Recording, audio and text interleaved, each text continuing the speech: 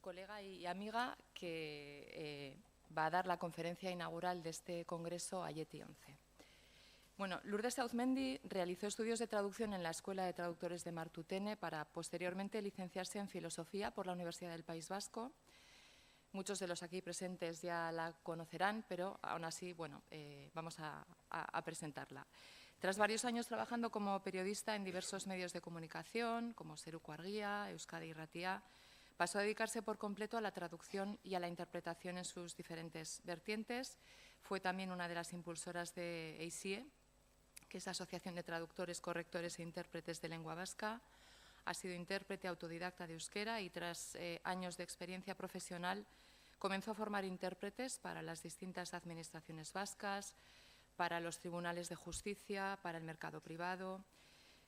Fue también una de las impulsoras de la licenciatura, hoy en día grado en traducción e interpretación de la Facultad de Letras, donde nos hallamos, siendo profesora de la titulación durante años. Lourdes Auzmendi ha traducido además decenas de libros de literatura infantil y juvenil y ha sido galardonada con varios premios y menciones por esta labor. También ha escrito y publicado artículos relacionados con nuestra profesión en revistas, diversas revistas como Senes, el Diccionario Histórico de la Traducción en España, Trasvases Culturales, Vasos Comunicantes, etc. Y actualmente es miembro, y por ello la tenemos aquí, es miembro de la ONG Garabide y trabaja en un proyecto de cooperación en el que se busca la revitalización de la lengua Nasa Yuwe en el territorio indígena Nasa de Colombia. Y la tarea de Lourdes allí consiste en formar traductores e intérpretes en esta lengua. Su conferencia de hoy, como no, está en esta línea de trabajo que están llevando a cabo en el marco de este proyecto. Su título es La traducción y la interpretación y los derechos lingüísticos, como pueden ver proyectado, porque la realidad que viven las comunidades indígenas en Latinoamérica y en otros lugares del mundo también es que no se respetan los derechos relativos al uso de sus lenguas, a pesar de que en el año 96 se aprobó la Declaración Universal de Derechos Lingüísticos con el apoyo de la UNESCO. Dicho esto, hay que decir que algunos de estos derechos lingüísticos están empezando a contemplarse en algunas de las leyes de Colombia, Ecuador o México, entre otros países. Por tanto, para que las comunidades indígenas tengan garantizado el uso de sus lenguas en distintos ámbitos, el institucional, el de la sanidad, el de los tribunales de justicia, etc., necesitan de la traducción y la interpretación. Y es por ello imprescindible formar a traductores e intérpretes en esas lenguas, con frecuencia lenguas de tradición oral y que carecen, como nos explicarán ahora, de los recursos necesarios para llevar a cabo dicha formación. En la mayoría de países con lenguas indígenas es precisamente el compromiso de ONGs como Garabide y la implicación del profesorado europeo lo que posibilita la formación de equipos de traductores e intérpretes en dichas lenguas. Hay ejemplos como el de la profesora Gertrudis Payás, que forma intérpretes de mapuche en la Universidad de Temuco, en Chile, o el de nuestra conferenciante de hoy, que trabaja con revitalizadores de la lengua Nasa Yuwe en Colombia o con los quichuas en Ecuador, ilustran esta realidad, que está ubicada en un plano muy distinto y muy distante a la realidad de los países del primer mundo, con nuestras instituciones internacionales y nuestras universidades con recursos para la formación. En principio, como pueden ustedes imaginar, Lourdes nos iba a acompañar aquí presencialmente, iba a estar con nosotros y íbamos a disfrutar de su presencia, pero es precisamente este trabajo que lleva a cabo en Garabide lo que ha requerido que en estas fechas tenga que estar en Ecuador, y es desde allí desde donde nos va a hablar hoy. Y para estas cosas precisamente tenemos la tecnología. Concluida entonces esta breve presentación de una dilatada carrera dedicada a luchar por los derechos lingüísticos en distintos ámbitos, en diferentes contextos, les voy a pedir un fuerte aplauso para dar una cálida bienvenida a nuestra conferenciante inaugural, Lourdes Auzmendi.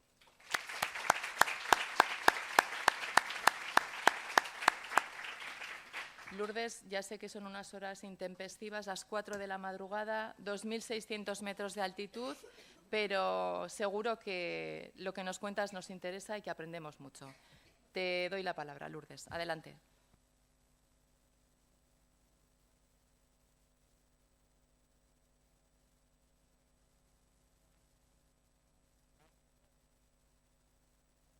lurraldean aurkitzen naiz, Imbabura izeneko probintzian, hain zuzen, Ekuadorreko iparraldean dago, Kolonbiako mugan. Eta bai, nik ere nahiko nuken gaur zuekin hor egotea eta asmoa bete-betekoa izan zen gainera, hitzaldi hau emateko gonbidapena luzatu zidatenean, baina lankidetza programak, nire lankidetza konpromisoek onera ekarri ninduten lanera orain 5 egun. Kandek esan duen bezala, goizeko 4 dira, 2600 metrora nago, eta oraindik ez naiz guztiz ohitu hemengo goiera eta ordu aldaketara, baina tira, goizeko ordu txikiak izan arren, saiatuko naiz zuekin daukadan konpromezua tajuz betetzen. Eta erne egoteko, adarretatik ez joateko, nik ohitura hori ere badudalako, eta horrela aria galtzen dut batzutan, testua nagusiki irakurri egingo dizuet, eta horregatik barkamena eskatzen dizuet. Nire hitzaldiaren gaia, bai, bete-betean lotuta dago, ni ona ekarri nauen arrazoiarekin. Esan den bezala, lankidetza programa baten barruan, Kitsuen lurraldean nago, interprete talde bat prestatzera etorrita. Hizkuntza gutxituen biziberritze prozesuak bultzatzen dituen Garabide elkarteko kidea naiz, fakultatean erretiroa hartu nuenetik. 2020an, Kolonbiako nasekin hasi nintzen lanean, eta oraintsu hasia naiz Kitsuekin, eta bi komunitateetan eginkizun berdina daukat. Indigenen hizkuntza eskubideak bermatzeko bidean, komunitate bietan itzultzaile interpreteak prestatzea. Ni euskalduna eta itzultzaile interpretea izanik, irakaskuntzan emandako urteak ahaztu gabe noski. Ongi dakit itzultzaile eta interpreteak zeinen garrantzizkoak garen hizkuntza minoritario baten biziberritze eta sustapen prozesuetan. Euskarak ezin egingo zuen egin duen ibilbide luzea itzultzaile eta interpreteok gabe. Arropuzkeria irudituko zaio agian norbaiti hau esatea, baina egia da. Euskararen ofizialtasuna legez aitortzearekin batera, 1982an euskara erabiltzeko eskubideak hiritarroi finkatu ondoren, eskubide horiek bermatzeko nahitaezkoa izan zen, eta askotan gaur oraindik ere hala da, itzultzaileon lana, gure hizkuntzaren normalizazio soziala gauzatu ahal izateko. Adibide batzuk jartzearren esan dezadan administrazio publikoetako dokumentuak elebidunak izan daitezen, itzultzaileak beharrezkoak gara. Irakaskuntzarako testuliburu asko eta asko itzultzen jarraitzeko ere bai, edo literatura, publizitatea eta abar euskaraz edukitzeko. Ume eta helduentzako ikusentzune izateko eta abarrerako.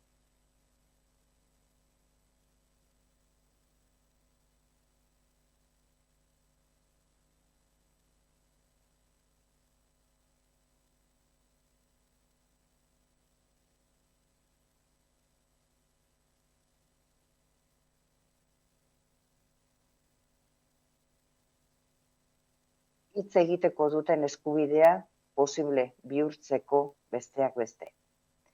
Euskal interpreteek egunero jarduten dute euskal erakundeetan, batzar, batzorde eta beste hainbat bileratan, euskal hiztunak eta euskara ez dakitenak elkar komunikatzen.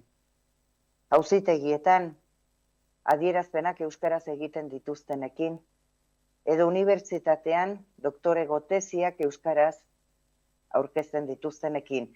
Euskal Herri, estatu edo nazioarteko mailako kongresuetan eta nazioarteko zinemali jaialdietan eta abar luze batean. Hor jarduten dute, euskal itzultzaile interpreteek, euskaldunen hizkuntza eskubideak bermatzeko. Eta horrela euskararen beraren gizarte erabilera eta normalizazio soziala paperetik errealitatera eraman ahal izateko. Hori izan da nire oinarria, lankidetzan hizkuntza indigenetan interpreteak eta itzultzaileak prestatzen laguntzeko. Eta sarrera honen ondoren joan nadin gaiari lotzera. Eta pantailan daukazue, markatu, onartzen baldin badit, bai? Pantailan daukazuen nire hitzaldiaren nondik norakoa, edo aurkibidea.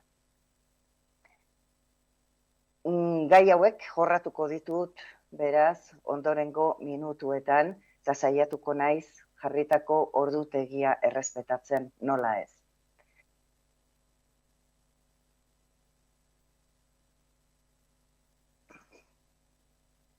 Bueno, ongi.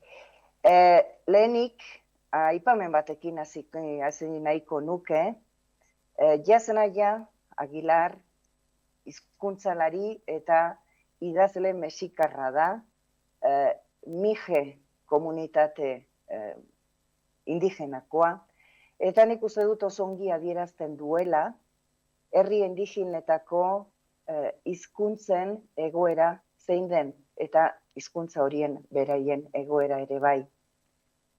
Si los hablantes de la lengua mije no fueran discriminados y sus derechos lingüísticos no fueran violados, si recibiéramos educación en nuestras lenguas y fuéramos alfabetizados en ellas, si los sistemas de salud y de acceso a la justicia tomaran en cuenta el mije y hubiera intérpretes capacitados, si contáramos con publicaciones, gramáticas y material de aprendizaje, etc. Bueno, hori aurrez esaten digu Jasnaia Aguilarrek bere azken liburuan, hain zuzen joan den urtean Gasteizen bertan izan zen liburu hau aurkezten eta bera ezagutzeko aukera izan genuen. Hizkuntza eskubideetaz ari zaigu, alegia, esaten digu diskriminatuak sentitzenen direla, ez zaizkiela beraien hizkuntza eskubideak errespetatzen. Ez daukatela hizkuntzarik beraien hizkuntzetan eta abar eta abar. Ikus dezagun beraz, hizkuntza eskubideak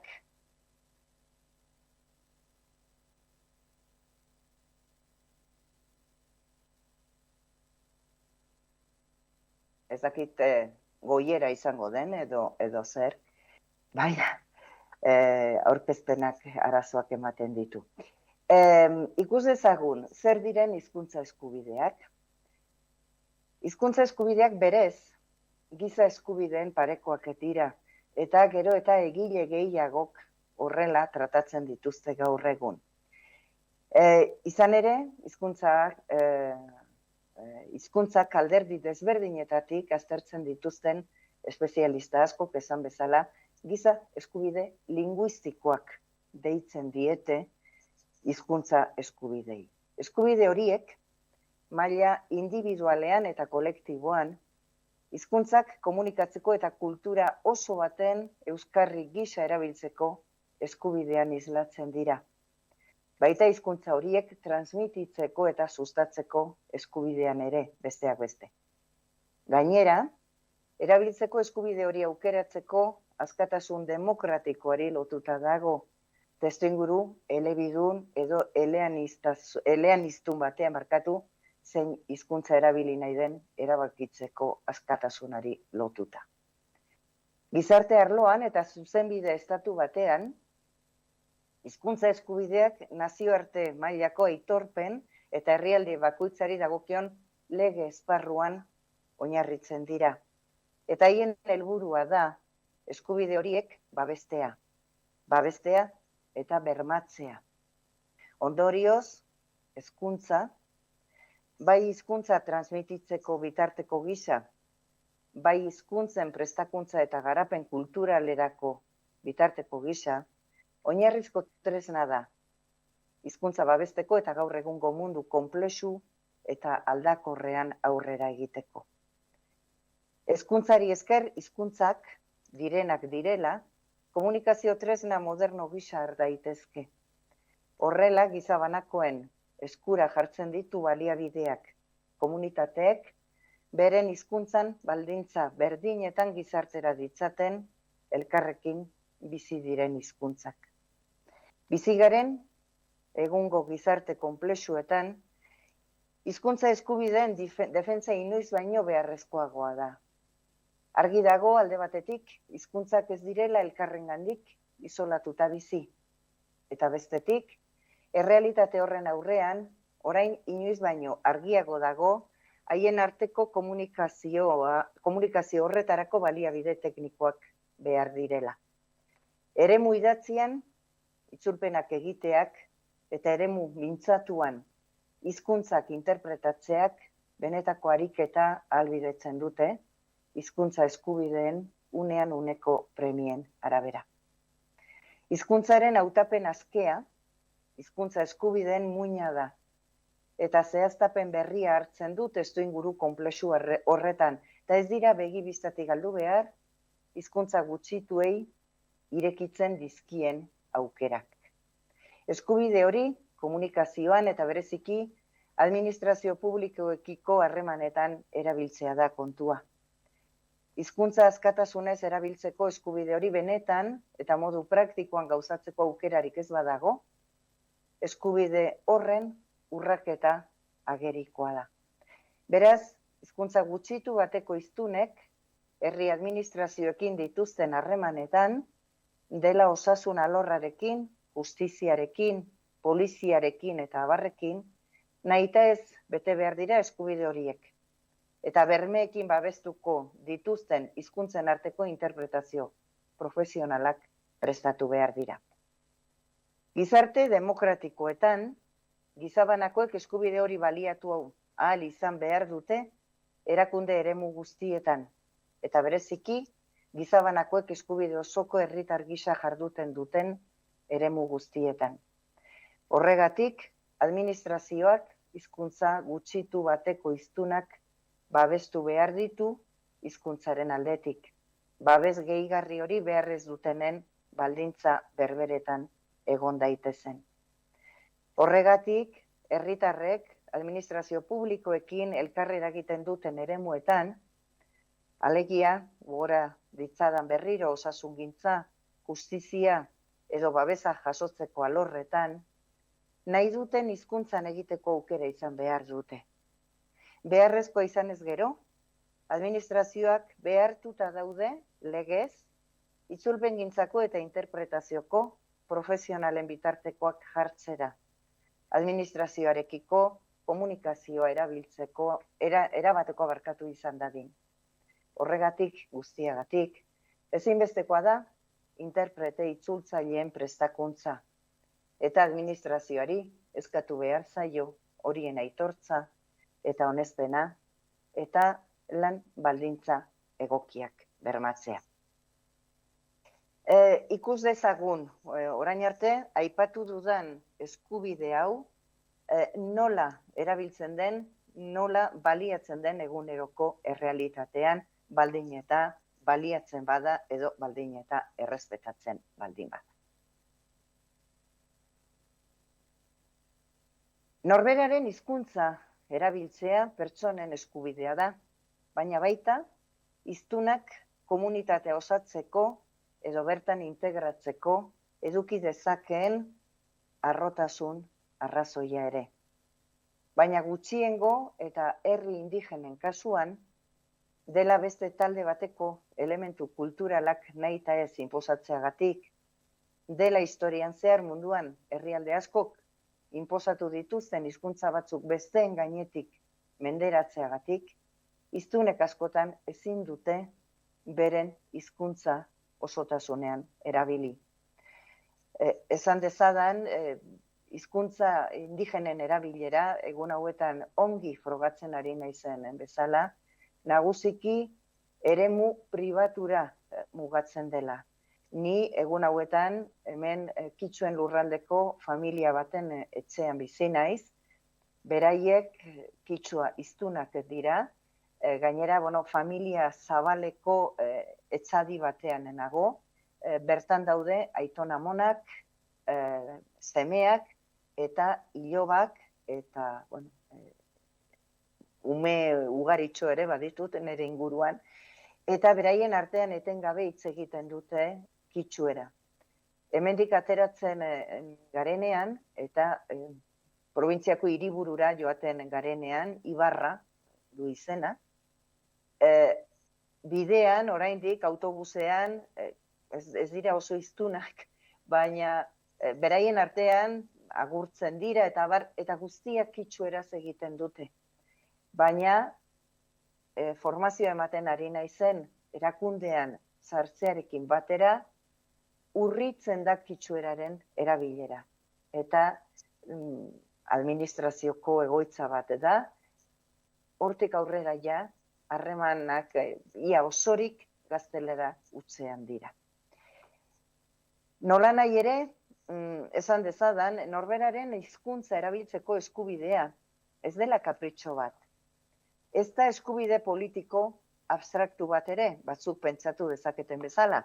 Alegia, lege batzuetan jasota dagoen zerbait abstrakto eta eskubide politiko huts bat.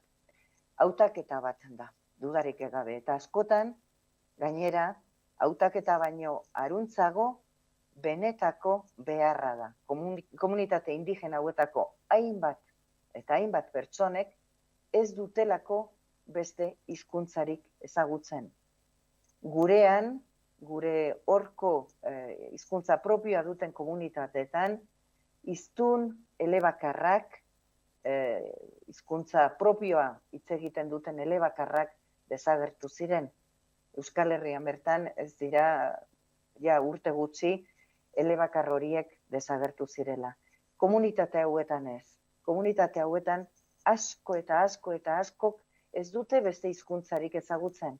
Beraien hizkuntza propioa, agian zertxobait ulertzen dute hizkuntza nagusia, gaztelera, baina ez dira gauza hizkuntza horretan beraien beharrak, beraien nahiak, beraien ideiak azaltzeko. Hiztunak elebakarrak diren egoera errealen aurrean, beharrezkoa da, beraz, administrazio erakundeekiko komunikazioan sortzen diren zailtasun, nahazmendu eta akatsak gainditzeko bideak garatzea. Gizabanako elebakarren egoera hori errespetatu egin behar da, baita haren eskubidea babestu ere. Adierazpen eskubidea ez ezik, egoeraren arabera osasuna, justizia eta beste eskubide batzuk ere egon daitezke jokoan. Ohikoa da, administrazio egoera zailetan dauden pertsona elebakarretan, komunikaziorako hizkuntza ez izatea esaten nuen bezala norberarena beste bat baizik. Eta hala pertsona horiek ageriko babesgabetasun egoeran aurkitzea. Eremu juridiko poliziala, kudeak eta administratibo legalak eta sanitarioa dira, pertsona elebakarren bizitza nabarmen baldintza dezaketenak. Ahaztu gabe, hizkuntza propioa erabiltzeko eskubidea, elebakarrei lotuta egoteaz gain, hiztunei oro har aitortutako eskubidea ere badela. Labur esan da, norberaren hizkuntza erabiltzeko eskubidea errespetatzearen baitan egon daiteke pertsonaren giza eskubideen errespetua. Norbaitek ez badu ulertzen epaitzen duen auzitegiaren hizkuntza, nekez jasoko du bidezko justizia.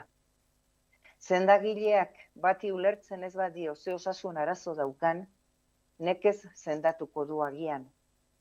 Guraso batek ezin baditu bere umeak ama hizkuntzan ere ikasteko bide ematen duen eskola batera bidali, ume horiek familian bakarrik hitz egin ahalko dute beraien hizkuntza eta abar. Bide horretatik egoera diglosikoetan ohikoa den dinamikari jarraituz, hizkuntza horiek balioa galduko dute beraien hiztunen, beraien begietan. Eta beren komunitatean baztertuta ez geratzeko, hizkuntza nagusia hautatzen bukatuko dute. Beren jatorrizko hizkuntzaren transmisioa arriskuan jarriz eta baita etenez ere. Arazo horiek gainditzeko daude onartuta hizkuntza eskubideen arloko nazioarteko legeak eta adierazpenak, eta ondorengo minutuetan horiei buruzko aipamen batzuk egingo ditut.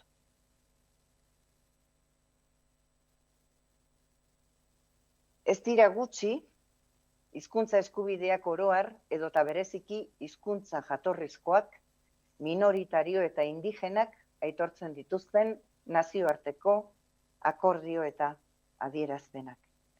Ez zaituztet lege zerrenda batean murgildu nahi, eta horregatik garrantzitsuenak bakarrik aipatuko ditut.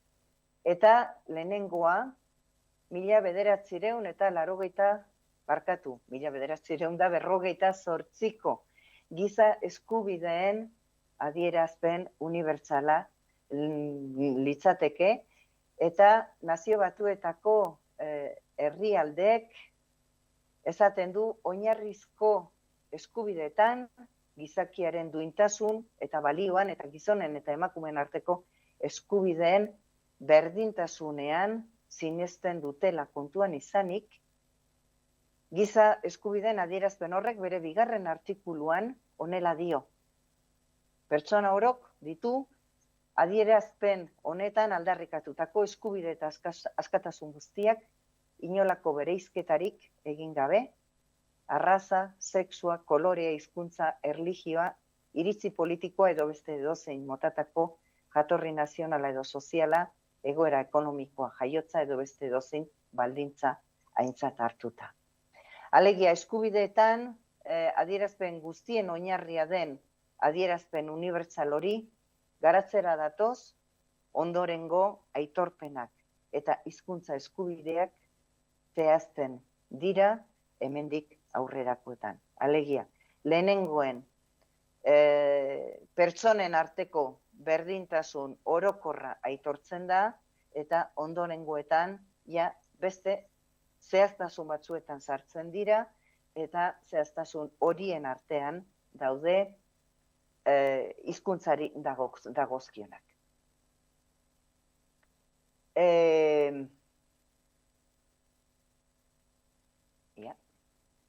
Nora joan zaidan.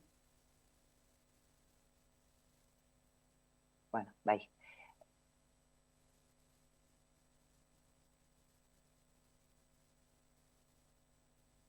Beraz, hori zen, 1998ko giza eskubideen aitorpen unibertsala, eta gatozen orain lanaren nazioarteko hori da, hemen geratzen zain. Lanaren nazioarteko erakundearen herri indigena eta tribali buruzko hitzarmena. 1989koa. Eta honela dio, OIT bezala ezagunagoa dugun erakundearen 12. artikuluak. Pantailan daukazue, herri interesdunek babesa izan beharko dute beren eskubideak urratzearen aurka eta legezko prozedurak hasi ahalko izango dituzte, dela pertsonalki dela beren ordezkaritza erakunden bidez, eskubide horiek benetan errespetatzen direla ziurtatzeko.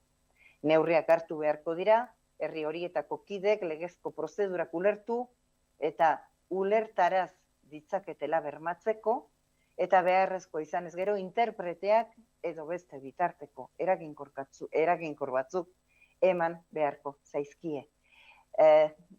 Ikusten duzuen bezala, ezin zehatzago adierazita dago hemen, herri hauentako hiztunen hizkuntza eskubideak zeintzuk diren, eta horiek bermatzeko prozedura zein izan beharko litzateke.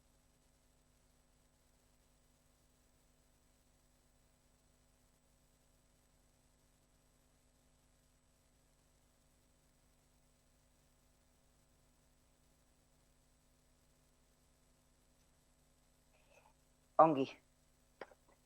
Jarrai dezagun giza eskubideen nazioarteko legedian aipatzen, eta gai honetan erreferente nagusietakoa dudarik gabe, UNESCOren 1900 eta 1996ko hizkuntza eskubideen adierazpen unibertsala da. Eta bertan, norberak bere hizkuntza behar eta nahi duen tokian erabiltzeko eskubidea aldarrikatu eta hori gauzatu dadin dagozkien agintariek bitartekoak jartzeko derrigortasuna ezartzen du. Ikusten duzuen bezala, 12. artikuloko lehenengo atalean, 15. lehenengo eta bigarrenean, eta 16 eta 20. artikuluan daude jasota eskubide horiek. Bat irakurtzearren, esan dezagun, giza eskubidea barkatu. Justizia alorrean dagoen norberaren hizkuntza erabiltzeko eskubideaz dio mundu guztiak du, 20. artikuluan enako bai, lehenengo puntuan mundu guztiak du, justizia auzitegietan kokatuta dauden lurraldean historikoki hitz egiten den hizkuntza hitzez eta idatziz erabiltzeko eskubidea. Auzitegiek lurraldearen berezko hizkuntza erabili behar dute barne jarduketetan. Eta estatuaren antolamendu judiziala dela eta prozedura jatorrizko tokitik kanpo jarraitzen bada, jatorrizko hizkuntzari eutsi behar zaio. Eta bigarren puntuan edo atalean dio, hala eta guztiz ere mundu guztiak du, ulergarria zaion eta hitz egin dezakeen hizkuntza batean epaitua izateko eskubidea edo interprete bat dohainik lortzekoa. Alegia, lehenik eskubidea du norberak bere hizkuntza erabiltzekoa eta gainera hizkuntza horretan ulertua izateko eskubidea, baina hizkuntza horretan ulertzen ez baldin bazaio, interpreten bidez ulertua izateko eskubidea.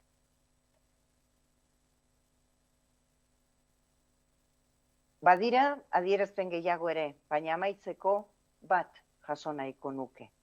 Herri indigenen eskubidei buruzko Nazio Batuen adierazpena. 2000 markatu, ezakit nora joan zaidan, 2007ko hau da, 2007ko adierazpena. Hau, ikusten duzuen bezala, propio herri indigenei zuzentutako adierazpena da. Eta behin gehiagotan, eta behin eta berriz, esaten dena da. Hiztunek eskubidea dute, herrialde indigenetako hiztunek eskubidea dute, beraien hizkuntza bizi berritzeko, erabili, sustatzeko, ondorengo belaunaldiei transmititzeko, eta baita ere, beraien komunitateetako izenak, pertsonen izenak, eta abar, beraien hizkuntzan mantentzeko, eta gero esaten digu, estatuek izan behar dutela, erabilera horiek bermatzeko bitartekoak jarriko dituztenak. Esan dut azkenekoa zela, baina azkenekoan oraindik 2016ko adierazpen bat daukagu, herri indigenen eskubidei buruzko adierazpen amerikarra. Bueno, ja hemen jasona izan dut, batez ere, ja lurralde honetako errealitateari begira, egindako adierazpen bat delako, eta bertan esaten zaigu estatuek herri indigenekin batera, ahaleginak egingo dituzte, herri horiek beren hizkuntzetan ulertu eta ulertaraz ditzaten, prozesu administratibo, politiko eta judizialetan, eta beharrezkoa izan ez gero, interpretak edo zelako bitarteko eraginkorrak eman diezaizkieten. Bueno, ikusiko dugu ondoren, beraz, nazioarteko adierazpen hauek nola jaitsi diren herrialdeetara, nola jaso diren, baina errealitatea zein den. Eta horretarako esan da, Kolonbiako herrialde batean, hazien nintzela ni lanean, 2020 urtean, herrialde nazan hasi genuen, hasi nuen nik, lehendik ja lanean ari zirelako, baina adibide ona da markatu idazue. Ez zaituztet itxutu nahi, baina hau gero eta zoratuagoa dago. Hau, bueno. Kolombia da herrialde edo lurralde indigena gehien dauzkan Hego Ameriketako herrialdeetako bat. 2008an hasi nintzen bertan lanean, iaz hasi nintzen Ekuadorren kitxuekin, baina Kolombian zentratuko naiz ondoren. Zer baino lehen gainera esan dezadan, Kolombiako hizkuntza indigenetan aditurik handiena euskaldun bat dela. Kolombian 75 hizkuntza indigena bizi daude oraindik, eta Jon Landaburu 50 urtetik gora daramatza herrialde horretako hizkuntza indigenen errealitatea eta egoera aztertzen. Eta hain zuzen argitaratu berria du heriotza arriskuan dagoen Huitoto hizkuntzako hiztegi bat. Huitoto hizkuntza amazoniko bat da, esan bezala heriotza arriskuan dago, ja hiztun apur batzuk baino ez dira geratzen, eta hizkuntza horretako hiztegi bat egiten aritu da bertako kazikearekin Jon Landaburu azkeneko urteetan. Bera izan zen, Jon Landaburu izan zen, 2010 urtean, Kolombiako gobernuak onartu zuen, Kolombiako talde etnikoen hizkuntzak aitortu, sustatu, babestu, erabili, zaindu eta indartzeari buruzko 1381 legearen bultzatzaile nagusia. Lege horretan, Kolombiako hizkuntza indigenetako hiztunen eskubideak aitortzen dira. Eta horrezaz gain badu beste ezaugarri garrantzitsu bat ere lege honek. Artikuluz artikulu, eskubidez eskubide doa eta eskubidea jaso ondoren, hori betetzeko zeregina nori dagokion jasotzen du.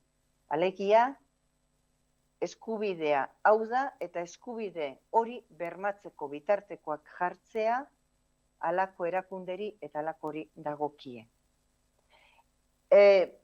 Herrialde bakoitzak bere estatu estruktura baitu eta horren barruan eginkizun bakoitza nori dagokion zehaztea oso garrantzitsua da, erantzunkizunak eskatu behar izan ezkero norenak diren jakiteko. Lege oso laburra da, askotan gertatzen denaren aurka, nahiko ohituak gaudelako lege luze eta askotan ez ulerterrazak ikustera, kasu honetan ez du horrelakorik, norbaitek benetan interesa balu gonbidatzen dut. Zinez, lege hau, aipatu bezala 2010koa da irakurtzera. Eta 7. artikuluan azten da batez ere eskubide nagusiak, erabilerarako eskubide nagusiak jasotzen, eta aipatzen duen lehenengoa justiziarekiko harremanetan hizkuntza propioak erabiltzeko eskubidea, aitortzea da, eta esaten du sistema judizial nazionaleko organoetan agertu behar duten jatorrizko hizkuntzetako hiztunek beren hizkuntzan jarduteko eskubidea izango dutela. Eta hemen esaten du barne eta justizia ministerioak bermatu behar dutela eskubide hori. Legea esan bezala eskubideak aitortu baino haratagoa doa ikusten duzuen bezala. Esaten du zein da eskubidea, nori dagokio eskubide hori bermatzea. 8. artikuluan. Lourdes, perdona, creo que hay un pequeño desfase con lo que estamos viendo aquí de una diapositiva y lo que estás mencionando. No quería interrumpirte. Estamos viendo ahora mismo artículo 8. Bai, hori da, ongi, bai. Ongi dago orduan? Vale. Ongi dago, bai. Vale, 7. artikuluan, Bai, 7. artikulua aipatu dut, justiziari dagokiona. Orain, 8. artikuluan legeak aipatzen du administrazio publikoarekiko harremanetan hizkuntza indigenak erabiltzeko eskubidea. Bai? Eta hemen esaten da estatuko saileko eta barrutiko edo udaleko agintariek dutela hori bermatzeko obligazioa. Ados? 9. artikuluan osasun zerbitzuak aipatzen dira, eta oso bitxia da, zeren ez dira lege asko bereziki osasun zerbitzuetan hizkuntza indigena erabiltzeko eskubidea jasotzen dutenak. 9. artikuluan esaten du osasunarekiko harremanetako eskubideak, osasun zerbitzuetan egiten dituzten gestio eta eginbideetan, bertako hizkuntzetako hiztunek beren hizkuntza erabiltzeko eskubidea izango dute. Eta zerbitzu horien ardura izango da, eskatzen duten bertako hizkuntzetako hiztunek beren hizkuntza eta kultura ezagutzen dituzten interpreten laguntza dohainik izan dezaten behar den guztia ematea. Eta nola ez, horren obligazioak gizarte babesaren ministerioak eta sailetako eta udaletako osasun idazkaritzek dute. Onaino lege aipamenak eta gatozen lurreratzera. Ez da izango dudarik gabe legediarik ez dagoelako, lege aitorpenik ez dagoelako hizkuntza indigenak babesteko. Errealitatea ordea, ondoren ikusiko dugun bezala bestelakoa da. Nazen herrian egiten dugu guk gure lankidetza, eta nazen herria Kaukako iparraldean dago. Kolonbian, Kaukako iparraldean, ikusten duzue Kaukako iparraldean, Popaian hiria ikusiko duzue, hori da nolabait nazen lurraldearen hiriburua. Eta hortik gora eta ezker eskuin dago nazen lurraldea. Toribio, Kaldono eta inguruko erresguardoetan zabaldua dago nagusiki herrialde hau. Kaukan bertan, alegia, hor dago nazen herrialdea, baina Kaukan bertan, lurralde osoan, 8 komunitate indigena daude eta 7 hizkuntza bizi dauzkate. Gogoratu, 75 hizkuntza orotara Kolonbian eta horietatik 7 hizkuntza lurralde honetan daude. Komunitate horietako bat, hizkuntza propioa duen komunitate horietako bat, nasak dira eta beraien hizkuntzak nasa jugue du izena.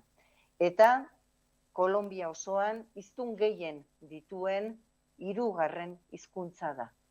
Lehenengo hizkuntza iparraldean dago, Guayu komunitatearena, Guayu naiki da hizkuntza, eta dago Venezuelako mugan, eta komunitate honen zati handi bat Venezuelako hegoaldean bizi da, hizkuntza bera dute, hizkuntza bera partekatzen dute.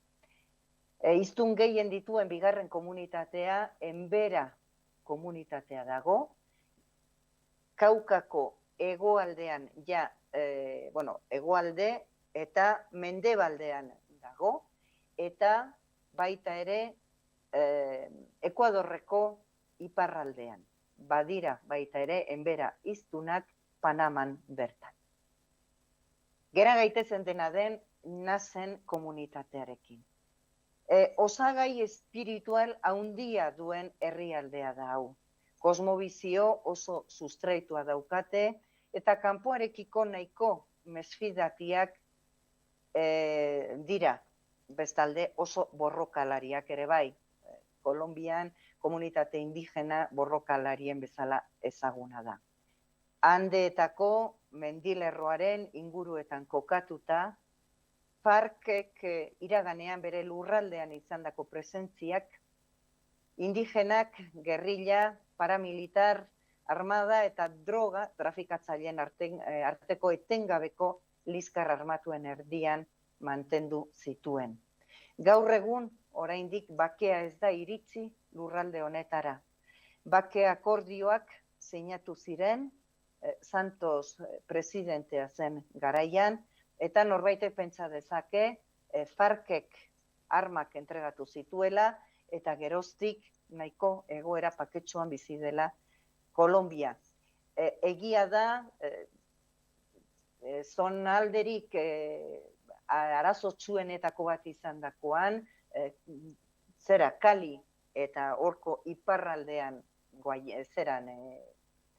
horko herrialdetan bai, bakea ja nahiko orokortua dagoela, baina nazen lurraldean FARC-en disidentziak deitzen direnak, alegiak FARC-ek oro arrezan zuen armak entregatzen ditugu eta entregatu zituzten, baina gerrillari poltza handiak geratu ziren hor.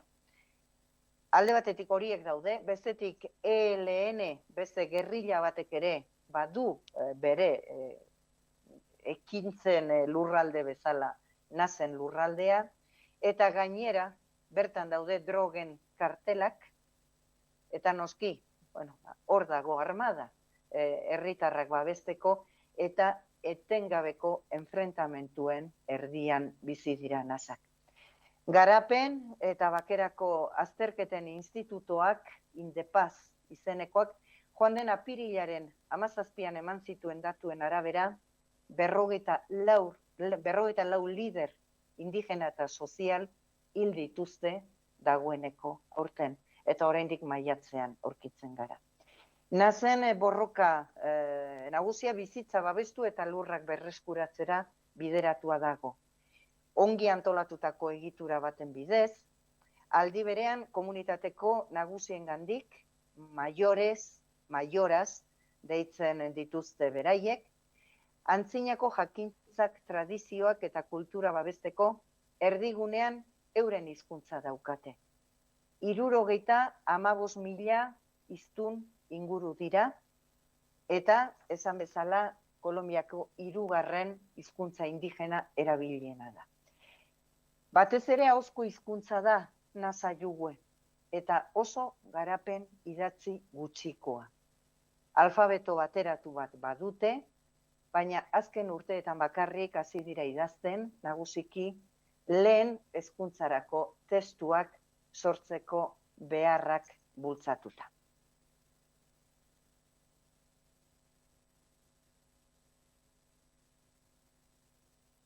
Jakina, pertsonen bizitzan justizia da daukan garrantzi eta zeharkakotasunagatik gehien aldarrikatzen den eta gehien aztertzen den hizkuntza eskubidea.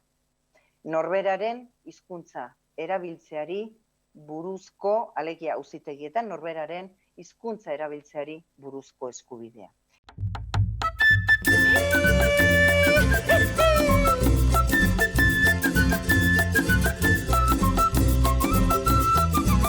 Eucha, Gualaguachat, un cordial saludo desde el territorio ancestral Sechamquihue, municipio de Toribio, Cauca, Colombia. Hago parte de este proceso de la revitalización lingüística en el fortalecimiento de la lengua Nasa-Yuwe. Nuestro interés en el tema de la interpretación es un espacio que pues hemos venido entendiendo, comprendiendo las dinámicas que tiene la interpretación, sabiendo muy bien que la interpretación pues tiene unas técnicas. Relación a ello nos llena de alegría poder nosotros formarnos en esta línea estratégica, sabiendo que también es una de las estrategias que se está trabajando entre la comunidad para promover, trabajar unificadamente la lengua Nasa-Yuwe. De igual manera sabemos de que en muchos de los espacios se está hablando mucho del español, pero no se está transmitiendo nuestra lengua propia, y en ello pues la interpretación se busca pues de que ambas lenguas se estén utilizando para este proceso como pueblo indígena. Dentro de las formaciones nuestro interés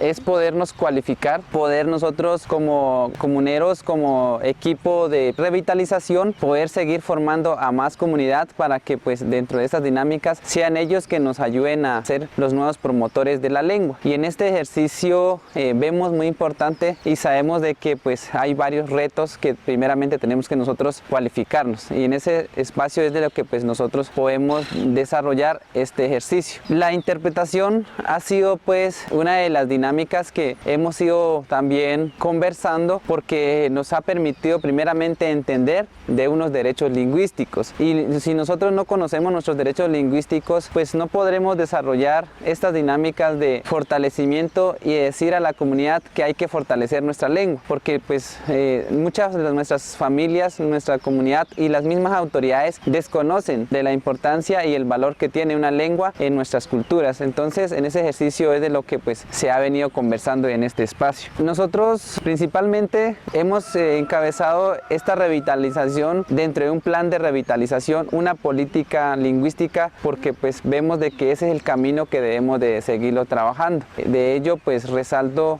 y pues me motiva poder ser como la persona encargada de este proceso, y en ello pues nuestro interés es eso, podernos prepararnos y cualificarnos en el tema de la interpretación. Agradezco y pues creo que es de lo que se está haciendo como ejercicio del proceso de la revitalización de nuestra lengua propia Nasayugüe en nuestro territorio. Pai Pai.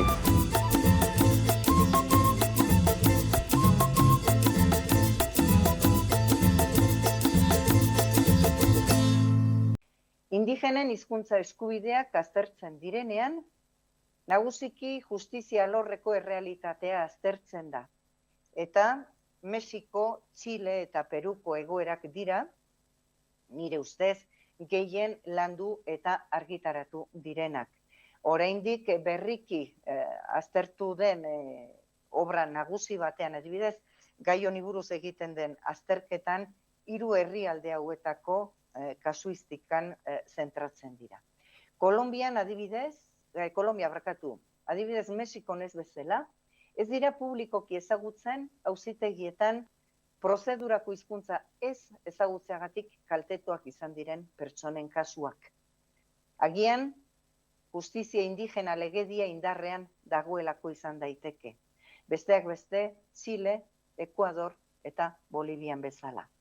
Herrialde hauetan, esan bezala, aitortuta dago eta erabiltzen da legedia indigena.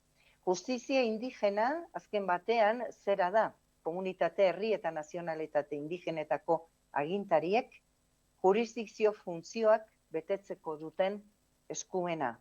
Antzinako tradizioetan eta beren eskubide propioan oinarritua dago, eta beren lurralde eremuaren barruan garatzen den justizia da.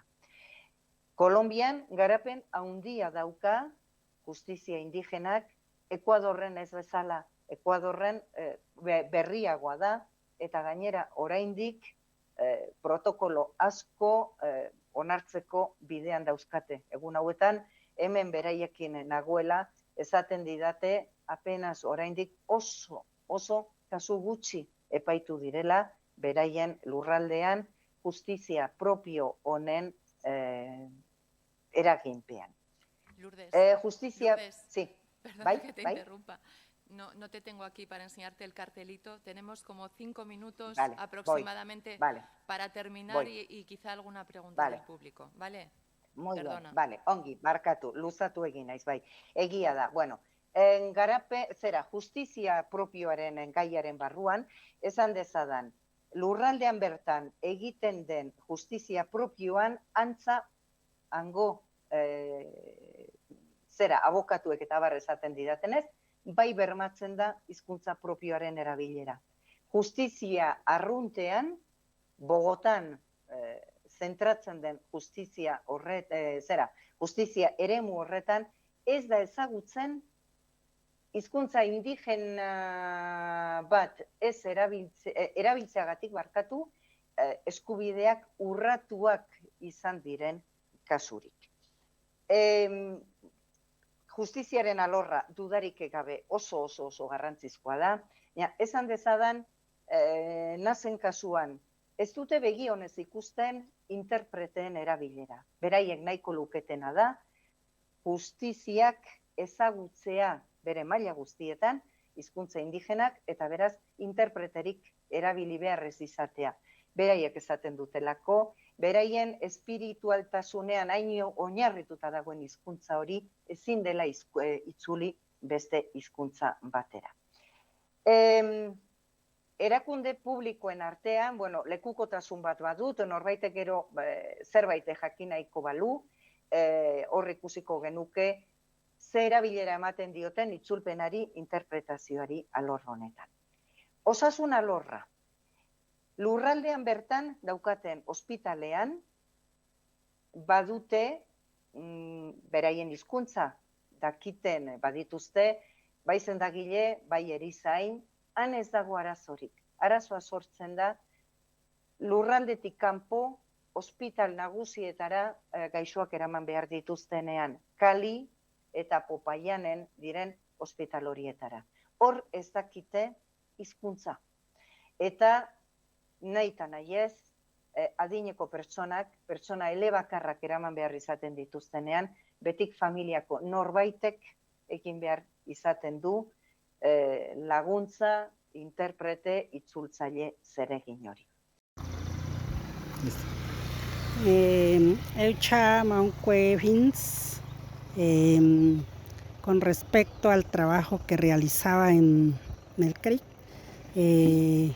pues comento lo siguiente, que uno era atención al comunero en la sede del CRIC, otro era hacer acompañamiento a los enfermos que llegaban por parte de los cabildos de los resguardos, hacerles acompañamiento en cuanto a las dificultades que tenían para la atención médica. El Nazayúe, pues mucha gente de Caldono, tierra adentro, la parte de Toribío, pues tenían dificultad para el entendimiento en la consulta con los médicos. Entonces hacía traducción en Nazayúe para los médicos. ¿Viste? No me fluye mucho hoy.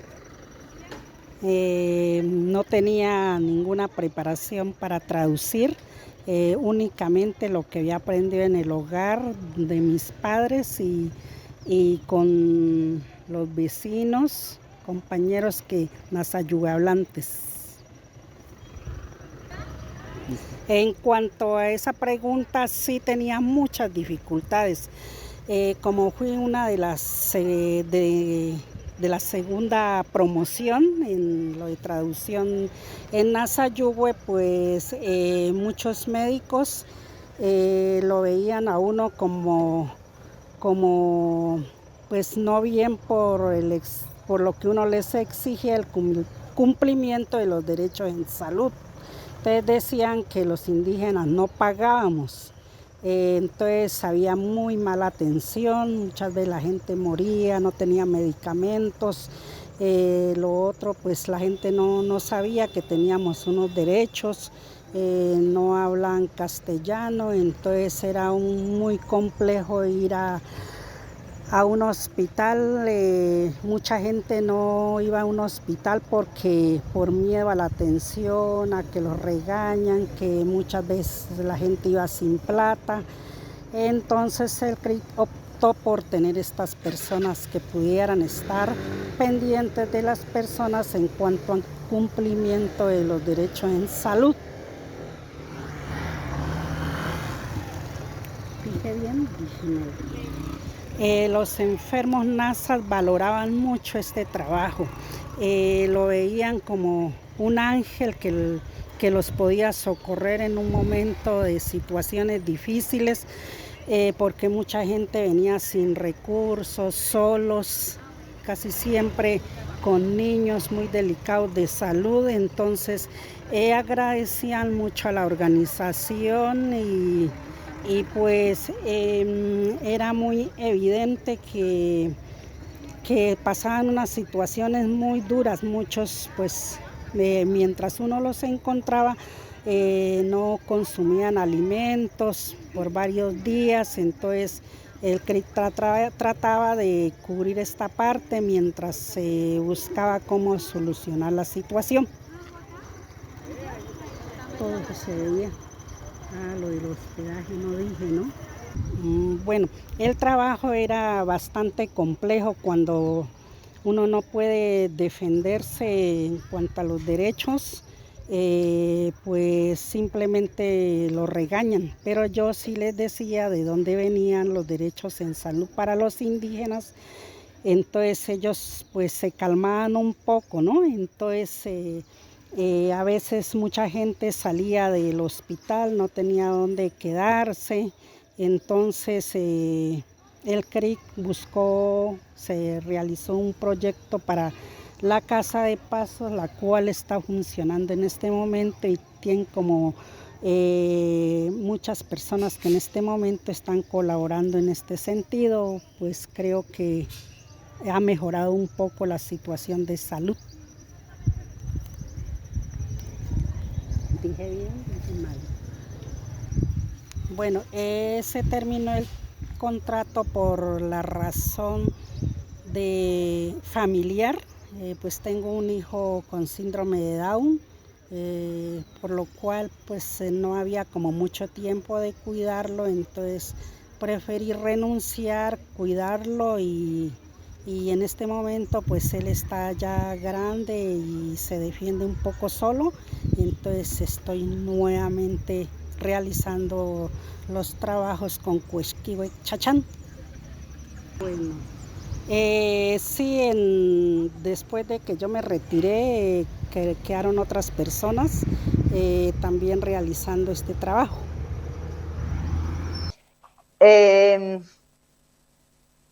Bukatze aldera, pasatuko naiz zuzenean ondorioetara eta elkarrizketak agian aukera emango digu nahi izanez gero sakontzeko.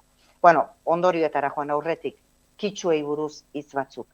Kitxuak, bakarren batek esango du, kitxuak, ketxuak, pentsa, ez dakite oraindik erabaki gabe daukate baita beraien deitura nola idatzi ere. Herrialde berbera dira, bai kitxuak, bai ketxuak.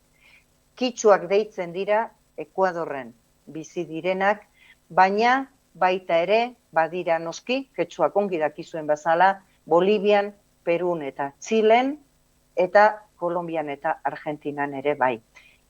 Hizkuntza bera dute, baina pentsatzekoa den bezala, inbestelako distantzia luzea izan da, aldagai askoko hizkuntza da, eta orain ja, erabakia dute hizkuntzari bederen ketxua hizkuntza deitzea bai toki batean eta bai besteetan ere.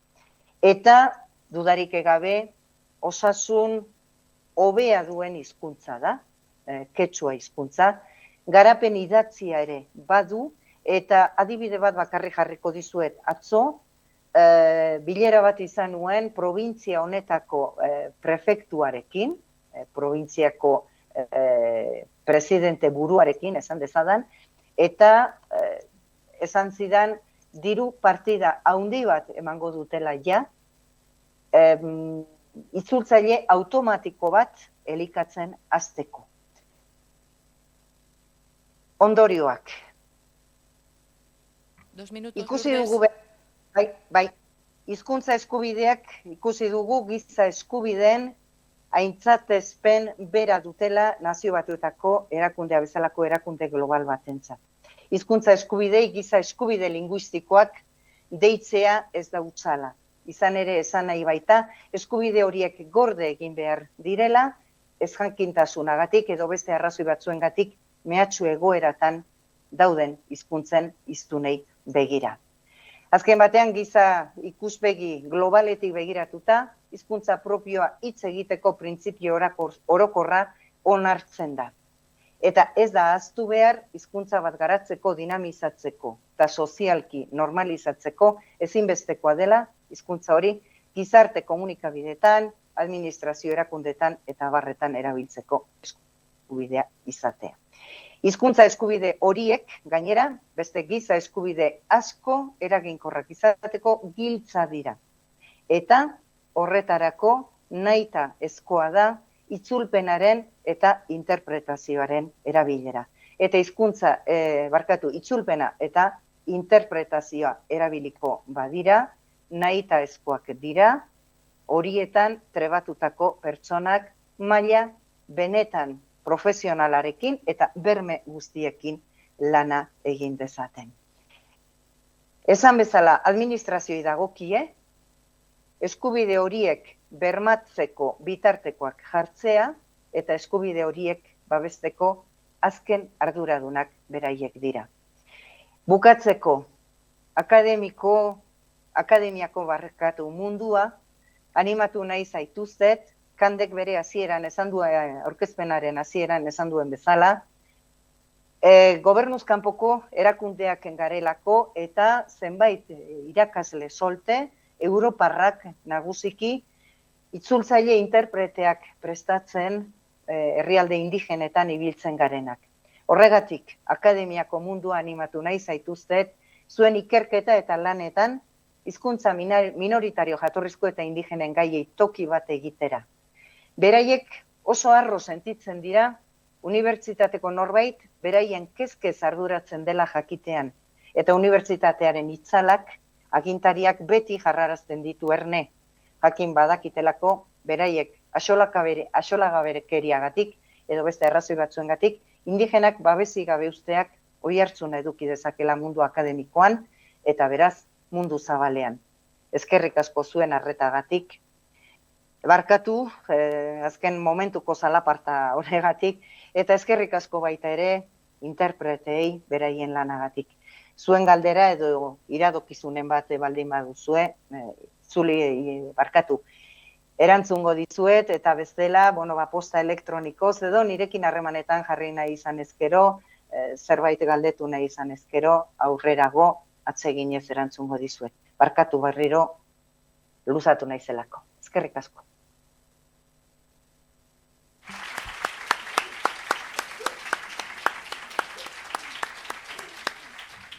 Mila esker, Lourdes, bihotzez, siempre me sabe mal cortar a los ponentes, pero tenemos que intentar ceñirnos por lo menos al horario que tenemos y por eso. Estamos casi fuera de tiempo, no sé si hay alguien, quizá podríamos dejar una pregunta y como has dicho al final de tu presentación, si alguien quiere profundizar más, siempre pueden ponerse en contacto contigo por correo, etcétera. No sé si hay alguna pregunta. Si alguien quiere... Bueno, gracias por esta panorámica tan interesante de una zona tan multicultural y multilingüe, ¿no?, como es Sudamérica, y por toda la explicación tan detallada del trabajo que estáis realizando ahí. Ha sido muy interesante.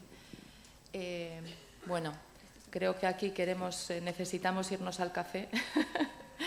Así que, sin más, termino agradeciéndote esta conferencia que ha sido muy interesante y daros la enhorabuena porque estáis haciendo un trabajo muy importante ahí. Quiero agradecer también a las intérpretes el trabajo que están realizando, 2 exalumnas, Sayoa, Garasi, muchas gracias. Una gran parte de quienes estáis aquí habéis podido seguir esta conferencia gracias a su trabajo hoy aquí.